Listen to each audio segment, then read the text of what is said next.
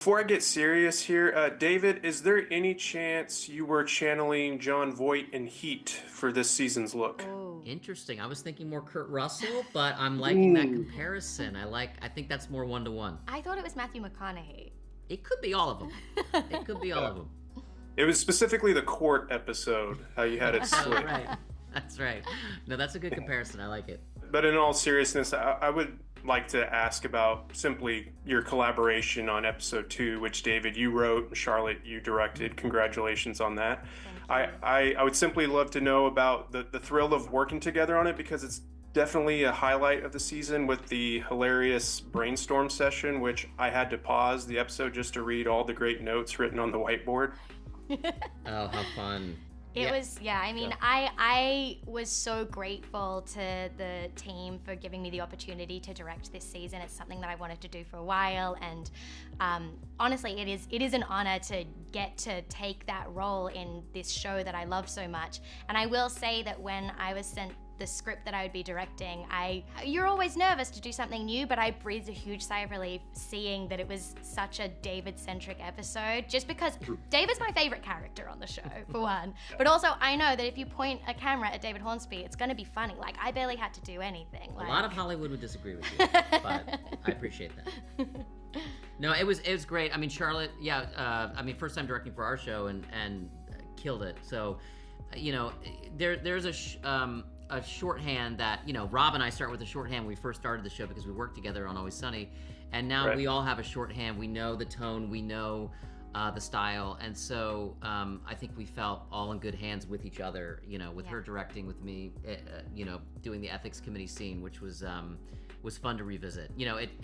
The ethics committee scene is just basically turns into workers sitting around a table bitching about modern day society. So we had some improv moments there for sure. And it was fun because we shot all of those scenes in one day, all the conference room scenes in one day. So I do feel like all of you were going a little bit loopy in that room by the end, which was the exact perfect energy for that episode. Yeah, it was so well done. Speaking of, that episode touches on something that we often, I feel like, neglect, creating spaces where we can vent about various topics with friends and collaborators, even if they may seem trivial, like the moon landing.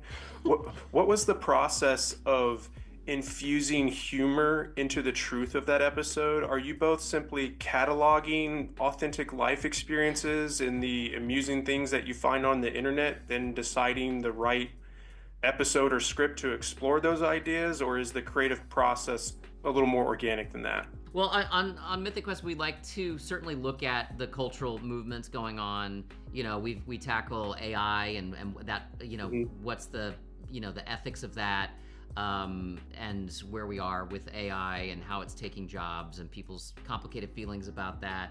We have games like Roblox, which employ players to create their own worlds, but sometimes that gets into a bit of sticky situation with some of the age and what young people should be doing, and is that a job, and child labor.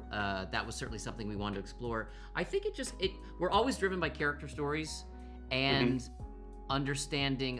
We always need an engine or a motor to drive that story. So we talk about all of it, and it organically comes about.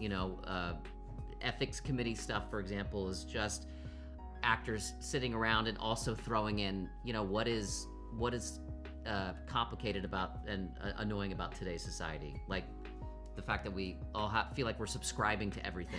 I'm subscribed to this mug. You know what I mean? Like, what is happening in the world? Like, it's getting away from us. And so I think we felt. And that's the main problem: subscription services. It is. Hey, listen. I mean, $5 though, I will say, is, or whatever it is now, $7 for Apple TV Plus is. I mean, that's a deal. That's a good deal. That we're not complaining about.